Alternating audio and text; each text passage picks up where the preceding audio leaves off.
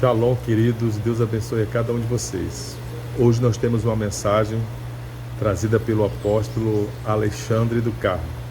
E o nome da mensagem é Descobrindo os Propósitos de Deus na Minha Vida. E eu espero que através desse vídeo você consiga se encontrar e descobrir esses propósitos, amém? Prepara o teu coração. Se você ainda não é inscrito nesse canal, se inscreve. Em nome de Jesus eu te peço, tá bom? E estejam me acompanhando nesse canal. Em nome de Jesus, que Deus te abençoe.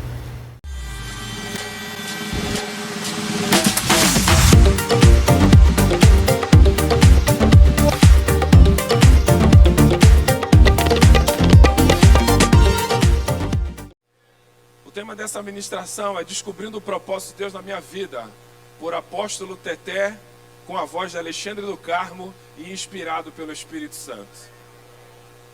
Olhe para a pessoa ao lado, mas sem humilhar, e faça a seguinte pergunta: o que você está fazendo aqui?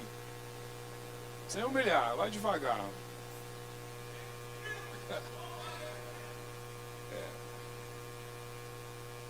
Sempre o que nos conduz para qualquer lugar está baseado em um propósito, seja ele conhecido ou não. Romanos capítulo 8, versículo 28, o apóstolo Paulo fala assim, e é um clássico, né? Sabemos que todas as coisas cooperam para o bem daqueles que amam a Deus, daqueles que são chamados segundo o seu propósito. Tem fundo musical? Mas não tem que ser fundo musical para dormir, não. Irmãos, quando nós começarmos a pensar em propósito, ou quem sabe já pensamos em propósito, ou quem sabe já até escrevemos um propósito, nós que somos nascidos de novo, temos que ter algo em mente, que apesar de falarmos o meu propósito, o nosso propósito, aquele que é nascido de Deus, aquele que é nascido de novo, precisa compreender que não é o seu ou o meu propósito, é o propósito que o Eterno colocar no meu interior, a fim de que eu possa, em o nome dEle, pela palavra dEle, chegar a um determinado lugar. Porque muitas das vezes, meus irmãos, para quem tem propósito, muitas das vezes há uma certa confusão com relação a atingimento de meta e efetivamente um propósito. Porque um atingimento de meta, assim, pela sua essência, ele tem como característica uma construção até humana. Porque é possível nós desenharmos, planejarmos, é possível nós elencarmos, pontuarmos qualquer tipo de objetivo para alcançar um indicador favorável. Mas um propósito é completamente distinto de um atingimento de meta. Porque todo o propósito, segundo a palavra do Eterno, tem uma conotação profundamente, começando no mundo espiritual, passando por um estado emocional, ou seja, passando pelo nosso corpo e assim vai para a materialidade.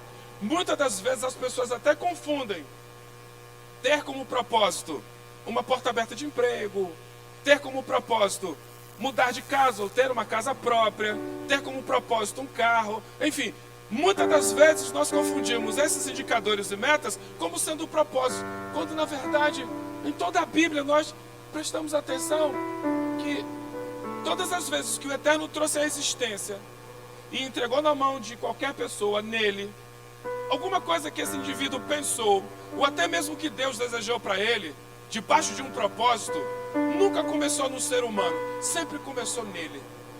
Então todo propósito, ele tem como profundo conceito começar nele. E aí é sentido. E aí, quando nós passamos a tentar compreender a nível conceitual, o que é um propósito? E eu dedico esse bloquinho ao Jacó, o esposo da Miriam. E de linhagem judaica, nós vamos para a Bíblia. Propósito, no hebraico, é uma palavra chamada refetz, diga refetz. E não tem nada a ver, absolutamente nada a ver, em dar ao ser humano uma resposta que vá produzir nele um efeito humano. No final vai dar tudo certo, ok? Como disse o apóstolo, sem a parte A. Mas, para a gente entender refetes, propósito, Romanos capítulo 12, verso 2, ele diz assim: e não vos conformeis com este século, mas transformai-vos pela renovação da vossa mente, para que experimenteis qual seja a boa, agradável e perfeita vontade de Deus. Propósito, refetes, tem a ver em um indivíduo que quer chegar em algum lugar, ter uma experiência profunda com o Eterno, a partir da transformação da sua mente, a fim de que esse indivíduo, ele tenha como experiência profunda estar debaixo da boa, agradável e perfeita vontade de Deus. E é por isso que, mais uma vez, eu enfatizo que nós não podemos e nem temos que confundir metas com propósito. Porque muitas das vezes nós temos metas materiais, até metas relacionais, e quando nós atingimos, inclusive pela força do Eterno, as metas materiais e as metas relacionais e até espirituais, isso tem um prazo de validade para o prazer de estar com essa meta. Por quê? Porque meta, quando, até mesmo a nível cerebral, quando o indivíduo conquista uma meta, ele quer conquistar mais uma outra, mais uma outra, mais uma outra. Quando o indivíduo conquista um propósito, ele tem até certos receios de se movimentar, porque todo propósito tem tanta unção, tem tanto poder, tem tanta presença de Deus, tem tanta resposta de Deus, que ele entende que até se movimentar, ele pode sair do propósito do Deus Todo-Poderoso. Está todo mundo aí? Dê uma glória a Deus, um aleluia. E lindo, lindo, lindo, lindo, lindo, lindo. Porque todo propósito tem como fim uma experiência com o Eterno. Então muitas das vezes as pessoas querem morar numa mansão, e em conquistando uma mansão, inclusive vindo do Eterno, faz dessa mansão um desastre. Não tem uma célula ali dentro, não tem poder de Deus, não tem glória a Deus, não tem uma canção. É um negócio esquisito, é um negócio muito complicado, porque passou a ser somente uma meta material. Mas quando se tem um propósito, por exemplo, de se ter uma casa própria, a leitura desse indivíduo que recebe a casa própria, ou um objeto, ou seja lá o que for, tem uma resposta debaixo de um propósito. A leitura desse indivíduo toda vez para a sua conquista em um nome do Deus Todo-Poderoso sempre vai glorificar e honrar ao Deus Todo-Poderoso, e não vai passar pela cabeça dele que foi ele que conquistou, porque ele vai dar um outro valor, ele vai operar de uma outra forma, porque todo propósito tem como fim uma experiência com o Deus Todo-Poderoso. E aí, o propósito, ele não está ligado aonde você quer chegar, mas sim onde você quer que Deus chegue antes de você. É meio poético hoje, mas de uma certa forma é isso.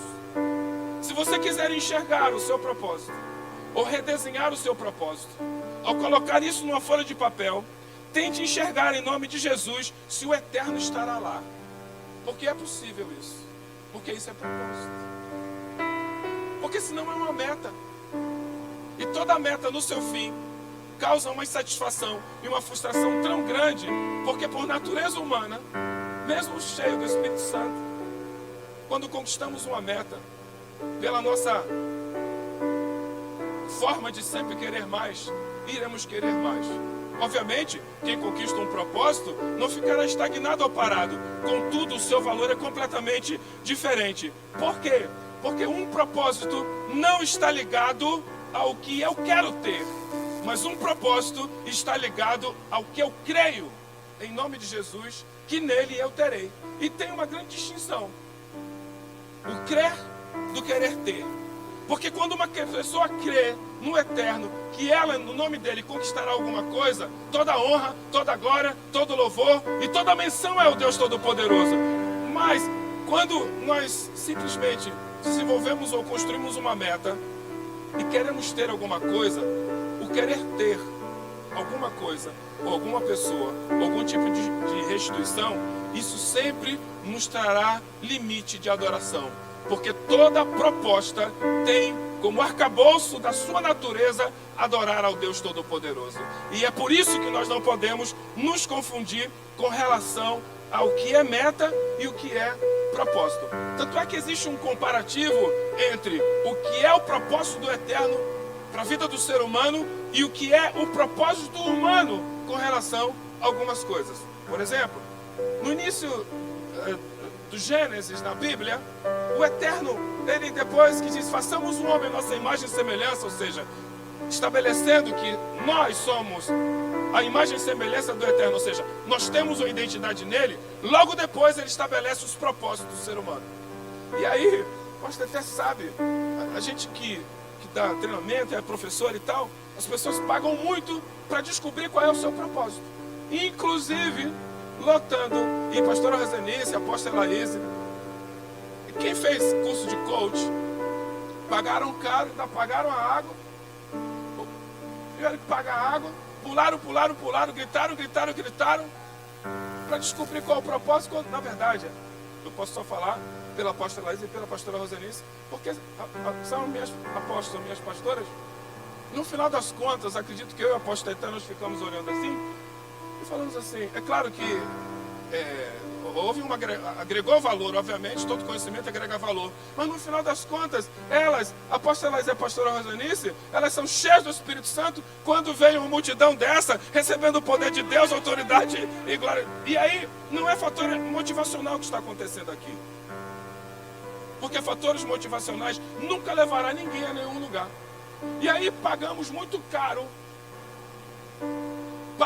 paga-se muito caro para saber propósito.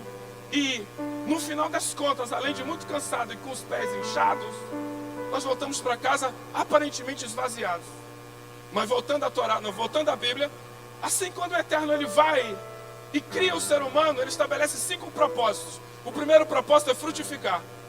O segundo propósito é multiplicar. O terceiro propósito é encher. O quarto propósito é governar. E o quinto propósito é dominar. Se o indivíduo não tem isso como propósito de vida, ele não vai chegar em nenhum lugar.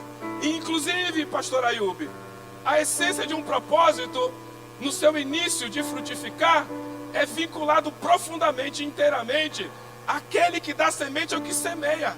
Porque não há como startar a frutificação sem um estado de semeadura. Não existe. Então, se tem uma coisa que nós temos que compreender pela Bíblia, é que no mínimo nós temos 5 propósitos. Mais uma vez, frutificar, multiplicar, encher, governar e dominar. Nunca esqueça isso em nome de Jesus, se por acaso você está em algum tipo de crise de identidade. Mas, diferente do propósito do ser humano, que tem como faro íntimo construir um projeto pessoal. 16 casais. Eu espero que casem no dia 8 de fevereiro, em nome de Jesus. Acreditem que eu e a apóstola Laís, como nós tratamos com casais aqui, debaixo da bênção do apóstolo Eté e da pastora Rosenice, no projeto Casais Inteligentes Vencem Juntos, o que mais nós falamos para os casados é o seguinte: vocês não estão casados ou não vão casar para serem felizes. O objetivo de vocês serem casados ou permanecerem casados e continuarem no casamento é que haverá uma reciprocidade de um ao outro, em nome de Jesus, manterem-se salvos. Manter-se salvo. Um querendo, ou um tentando, todos os dias salvar um ao outro. Obviamente depois vem o amor, obviamente depois vem o sexo, obviamente depois vem um montão de coisas. Mas o objetivo principal do casamento é que 2 pessoas, e continuarão até morrer 2 pessoas, por mais que a Torá esteja, e terão os 2 uma só carne, o objetivo de um casamento é manter-se salvo em Cristo Jesus. E não há outro propósito. Porque a felicidade acaba, meus irmãos, por uma questão hormonal. O amor acaba por uma questão até mesmo de perca de foco. O dinheiro também pode ser muito escasso, mas quando nós somos salvos, independentemente se temos ou não, o Senhor transforma e revitaliza o nosso casamento em nome de Jesus. E o propósito deve ser esse, manter-se salvo. É quando, dentro da instrução do apóstolo Teté, muitas pessoas, até ouvindo um discurso desse, até conhecendo o conceito e os fundamentos de um propósito, por alguma razão em termos, não atinge o seu propósito. No meio do caminho, falham. O diabo, o inimigo das nossas almas, ele encontra determinadas portas, janelas de questões não resolvidas, e entra por essas portas e janelas e começa a deflagrar dentro do nosso interior aquilo que de forma contemporânea chama-se autossabotagem, e que numa linguagem de quem é nascido de novo, o nome disso é ativação de pecado. E ontem o apóstolo Teté falou algo sobre procrastinação. Uma das coisas que as pessoas muito fazem e não alcançam os seus propósitos, até aqueles construídos por princípios, é porque procrastinam. E procrastinação, dentro da Torá, dentro da Bíblia, está muito distante de atrasar coisas. A procrastinação dentro da Bíblia está envolvida diretamente em ouvir uma outra voz que não seja do Deus Todo-Poderoso e distrair-se. Então, uma das questões que as pessoas não alcançam os seus propósitos é que elas ficam distraídas. E a distração não é simplesmente um estado emocional de perder a atenção a alguma coisa. Significa que uma outra voz, e obviamente como nós somos os crentes, nós podemos colocar na conta da serpente, naquele diálogo que ela teve com a mulher, usando versículos bíblicos, a serpente distraiu a mulher. Por isso que ela diz, a serpente me enganou. Obviamente, a conta vai para o homem, porque o homem, ouvindo aquele diálogo, não está escrito que ele deixou se enganar. Ele vai e estabelece uma relação com o Eterno, dizendo assim, o propósito do Senhor ter criado essa mulher foi exatamente esse fim. Ou seja, a mulher que tu me deste. Então, é só para vocês compreenderem, meus irmãos, que há paralelos e há razões das pessoas não alcançarem os seus propósitos. E aí, debaixo da instrução do apóstolo Teté, nós vamos lançar aqui alguns paralelos até onde o microfone alcançar, enfim, o meu tempo vai terminar. Mas eis o primeiro paralelo, o paralelo entre Saul e Davi, cujo propósito era governar.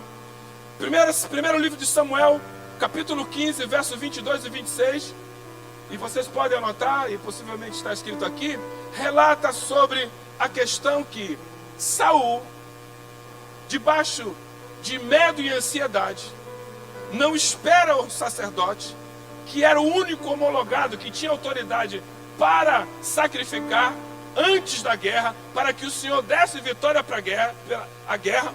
Saul, ele se posiciona no local de sacerdote e oferece ao Deus Todo-Poderoso, que não recebe o sacrifício dele. Logo depois do sacrifício, quando o profeta Samuel, ele chega e ele diz assim, o que fizeste, Saul? E Saul respondendo, disse assim, o Senhor demorou. Ei, eu vou dizer uma coisa aqui para vocês. Um sacerdote idôneo, debaixo da vontade do Deus Todo-Poderoso, ele não se atrasa, porque ele se move pela unção do Espírito Santo de Deus. Se você fizer alguma pergunta para o seu pastor, bispo e apóstolo, espera no Senhor, por mais que ele demore 3 dias para dar a resposta para você. Não importa se demore 1 ano, não importa. Ele, o idôneo, ele move-se segundo a poderosa instrução do Deus Todo-Poderoso. E aí Saul, que tinha como propósito governar, ele vai e depõe contra ele mesmo. E daqui dessa parte, desses versículos bíblicos, é que vem a célebre frase: o Senhor, ele faz com que alguns sacrifícios sejam sacrifícios de tolo. Porque no final do versículo, o profeta, o sacerdote Samuel diz para ele assim, que olha, rei, o Eterno, depois de você, o Eterno já não é mais com você. Sabe por quê, rei? Porque é melhor obedecer do que sacrificar. Há sacrifícios que Deus não pede, e há sacrifícios que nós não estamos autorizados a fazer. Mas a obediência é em tempo e fora de tempo. É o que o apóstolo até sempre nos instrui como pastores e apóstolos. Ele diz assim, obedeça. Só obedeça mesmo, não entendendo, obedeça. E parece uma coisa muito louca para quem está de fora, dizendo que é uma subserviência. Não, é debaixo de uma palavra, de uma autoridade espiritual sobre nós, obedeça. Meus irmãos, obedeçam em nome de Jesus. E aí, Saul perde, então imagina que ele perde a governabilidade. E o paralelo está em Davi, que mesmo sendo como foi, ele fez algo extraordinário diante do Deus Todo-Poderoso. Ele mesmo pecando, tinha a humildade de apresentar-se diante do Senhor, coberto de cinza, rasgado por dentro e por fora. Ele sempre adorava ao Deus Todo-Poderoso e de forma humilde, ele confessava os seus pecados, mesmo que por uma parte de tempo tentando omiti-lo, mas depois ele confessava o pecado e ele alcançava a favor de Deus. Tanto é que no livro de Atos 13, 21 e 22 está escrito que ele, pode colocar aqui, Atos capítulo 13, versos 21 e 22. Então eles pediram um rei, falando sobre Saul. Deus lhes deparou Saul, filho de Quis, da tribo de Benjamim, e isto pelo espaço de 40 anos. 22. E tendo tirado a este do reino, levantou-se-lhe o rei Davi, do qual também, dando testemunho, disse: achei Davi, filho de Jessé, homem segundo o meu coração, que fará toda a minha vontade. Então, estar debaixo de um propósito é radicalmente fazer a vontade do Deus Todo-Poderoso e ficar muito distante da desobediência e de sacrifícios de tolo. Se você recebe o entendimento, aplauda o Senhor em nome de Jesus. Saul quebrou o princípio, não alcançou o propósito de governabilidade.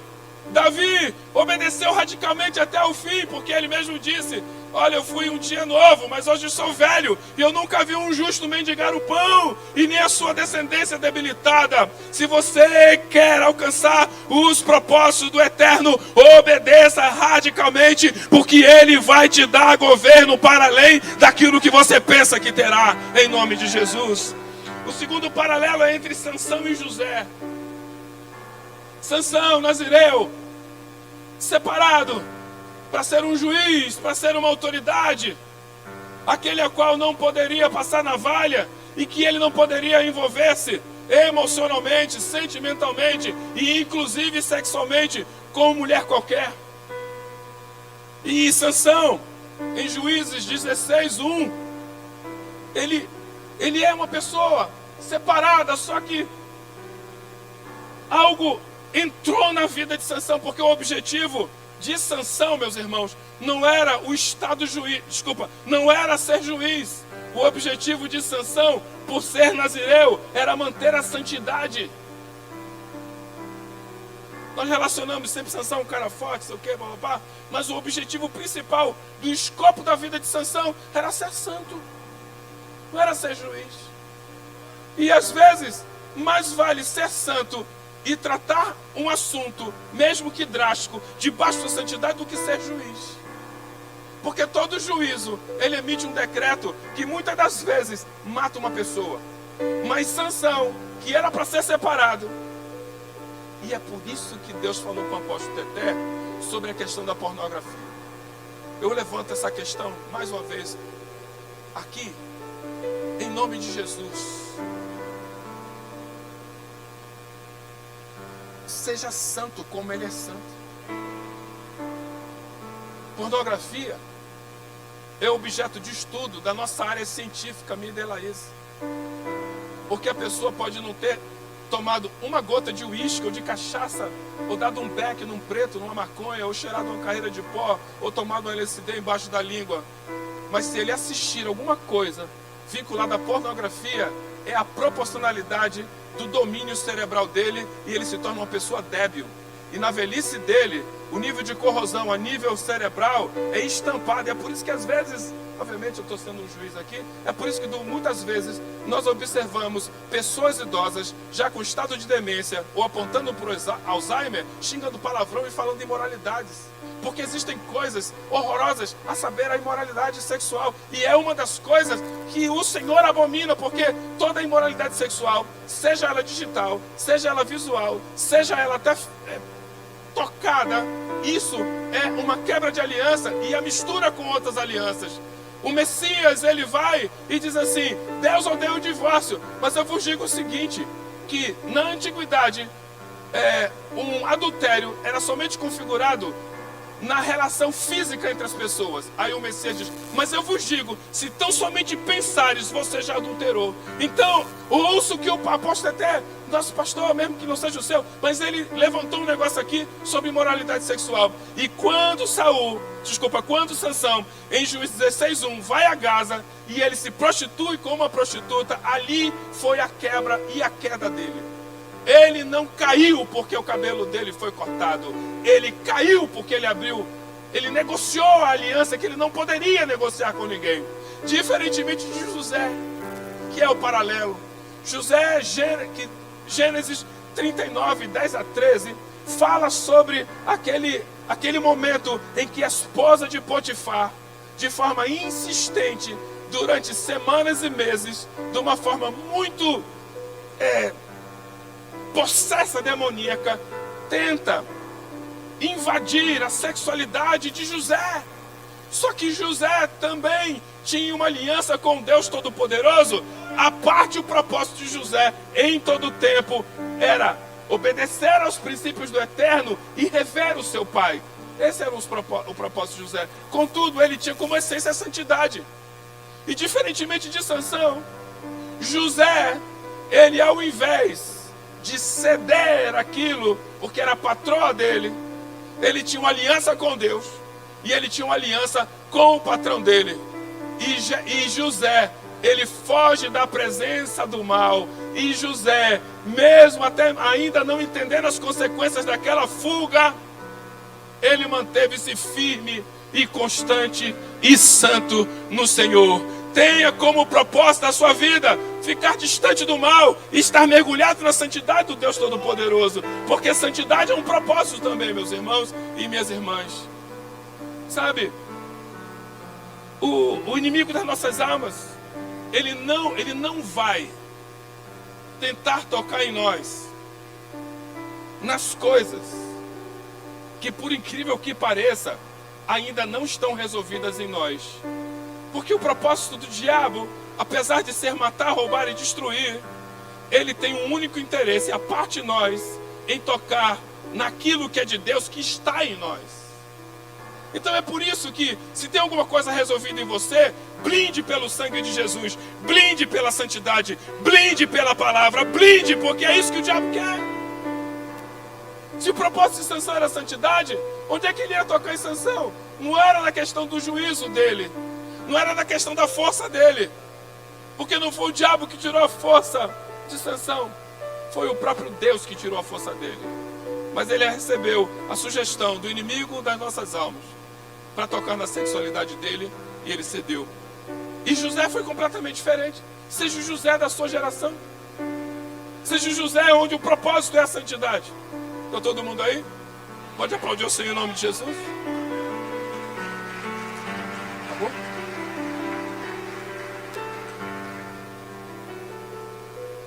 Acabou mesmo?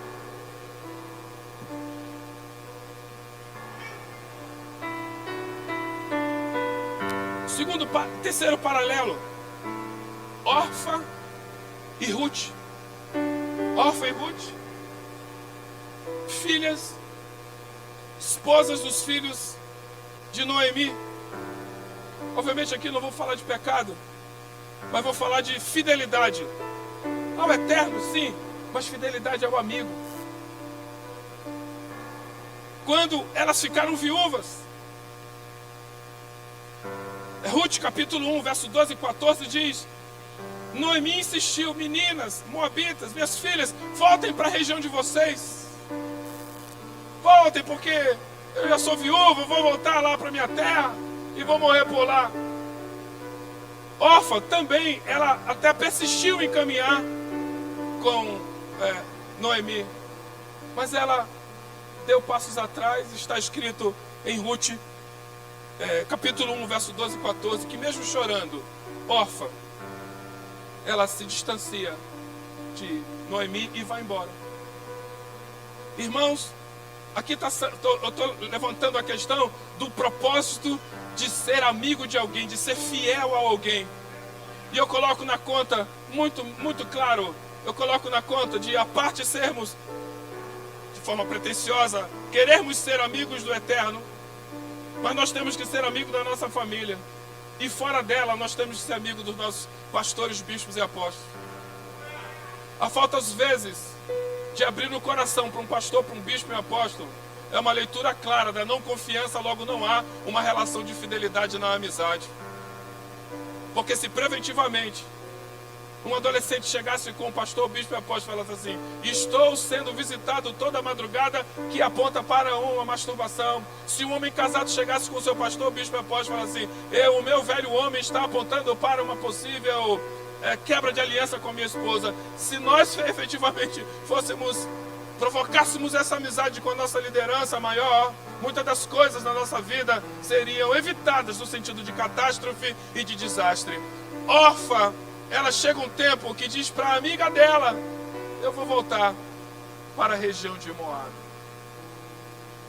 Foi diferente com Ruth, que são os versículos 15 e 17, que eu gostaria que colocasse aqui. Ruth 1, 15 e 17, que diz assim: disse Noemi: eis que tua cunhada voltou ao seu povo e aos seus deuses, também tu volta após a tua cunhada. 16, disse porém Ruth: não me enches para que deixe e me obrigue a não seguir-te, porque aonde quer que fores, irei eu, onde quer que pousares, ali pousarei eu. O teu povo é o meu povo e o teu Deus é o meu Deus. Fidelidade ao eterno e fidelidade nas relações humanas requer tipos de confissões como essa. Estou todo arrepiado aqui, sabe? Porque, irmãos, ter o propósito, ter fidelidade como um propósito, e principalmente essa questão relacional, requer um tipo de declaração como essa. Já que tem um pouquinho de mais tempo, existe outro paralelo: Salomé, a neta de Herodes, e Maria, a mãe de Jesus. João 6, 21 e 27 fala aquele momento em que Herodes dá uma festa porque era aniversário dele. E aí a filha, a neta dele, dança na frente dele, e Herodes gosta disso. E Herodes, embriagado, louco, sei lá como é que ele estava, ele faz uma pergunta para a neta assim: me pede qualquer coisa, inclusive a metade do meu reino eu te dou. Ela diz: espera aí, vovô, um minuto. E vai lá e pergunta da mãe, e a mãe diz para ela assim: eu quero a cabeça de João Batista. E ela volta e diz assim: eu quero a cabeça de João Batista. Está escrito que Herodes entristeceu, mas ele não podia negar-se porque ele era rei. E ele tinha que cumprir aquele pedido, já que ele disse que a metade do reino seria dela. E está escrito que naquele mesmo momento foi decapitado João o Batista. Salomé representa a figura daquela pessoa onde o propósito é calar a boca do profeta. Salomé representa que o propósito é não acreditar na voz profética. Salomé representa, no sentido comportamental da igreja, aquele a qual está sentado e muito bem sentado e fica conjecturando, provocando ou permitindo-se ter dúvida com relação ao que o profeta está falando. E nessa noite, em nome de Jesus, a nossa madrugada, em nome de Jesus, que você creia, mesmo contra a esperança, que há profeta nesse lugar, e que ele sempre vai dizer assim: você vai receber nas suas mãos os propósitos as quais você colocou diante do Deus Todo-Poderoso, porque ele é Deus. Até que vem Maria, a mãe de Jesus, Lucas 1, 26 e 31, na visitação extraordinária do anjo, que diz assim, me lembrou até, enfim, Ave Maria, cheia de graça, o Senhor é convosco. Bendita sois vós entre as mulheres, e bendito o fruto do vosso ventre, Jesus. Ela toma um impacto, e ela contra-argumenta assim: sou virgem, não me deitei com homem algum. E o anjo diz assim: não se preocupe com isso, porque o que será gerado dentro de você, os profetas, eles já disseram que haveria de vir um rei por meio do Espírito do Eterno, que seria colocado dentro do útero de uma mulher, E depois ele seria considerado maravilhoso conselheiro, Pai da eternidade e príncipe da paz. Aquele que tem o propósito de fazer nascer o Messias, aquele que tem o propósito de dar a voz profética, de dar a voz do Todo-Poderoso. Esse tem algo poderoso dentro de si, porque isso tem que ser um propósito. E essa é uma das razões de muitas das vezes as igrejas evangélicas estarem esvaziadas, porque ao invés de pregar o evangelho, preocupam-se com outras coisas. O nosso objetivo, como nascido de novo, não é ser feliz. Mais uma vez eu coloco isso. Eu fiquei lembrando do relatório que a gente está finalizando para o apóstolo TT, pastora Rosanice. Irmãos, a parte nós termos enterrado um montão de gente em 2023, nós apresentamos crianças, nós batizamos pessoas, nós ganhamos vida para as pessoas, e isso não é grifo nosso, mas é o papel de todo nascido de novo, independentemente de ser pastor ou bispo, todo nascido de novo, qualquer ser que respira tem que ir lá e falar: Jesus te ama e Ele é a salvação. E o propósito tem que ser esse, já que nós estamos em 2024. E o desfecho dessa história toda, dedicado ao pastor Ayub, meu amigo, a qual eu amo muito, ele e a sua esposa, sua família toda. O propósito de prosperar. Nós temos que ter como propósito prosperar.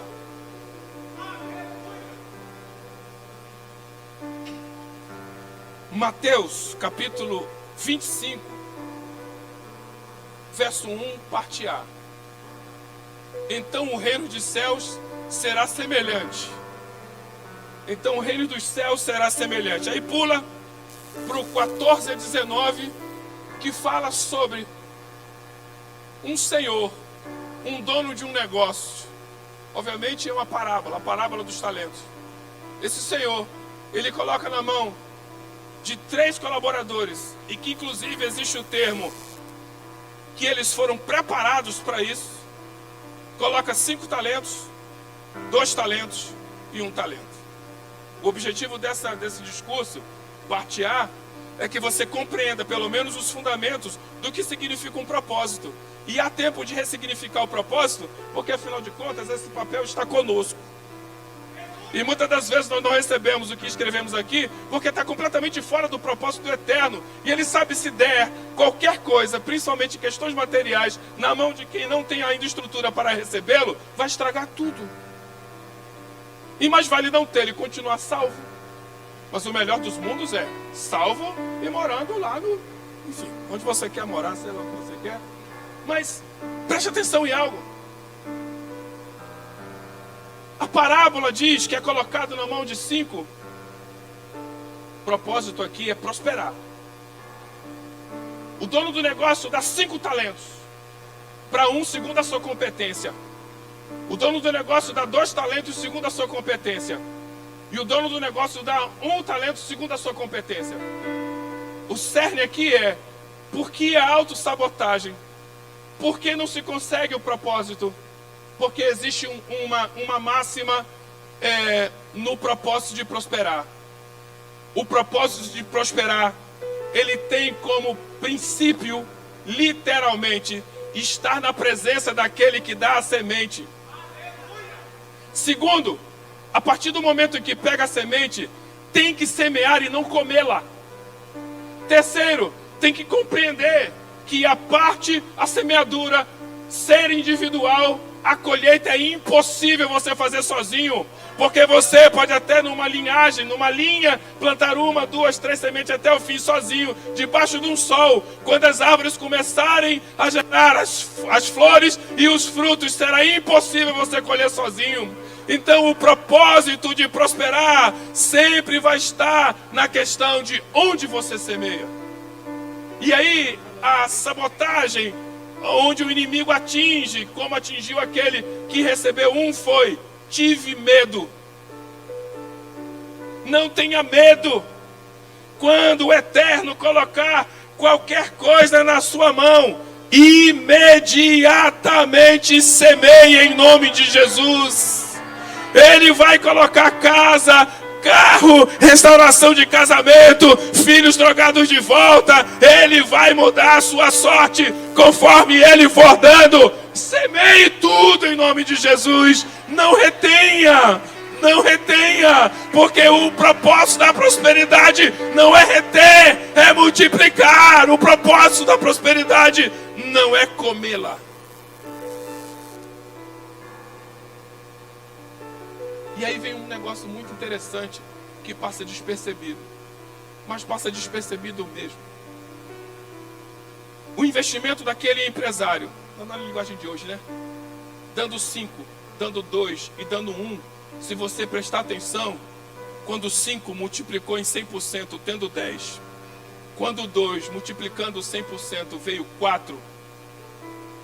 O dono daqueles talentos, preste atenção, não ficou com ele.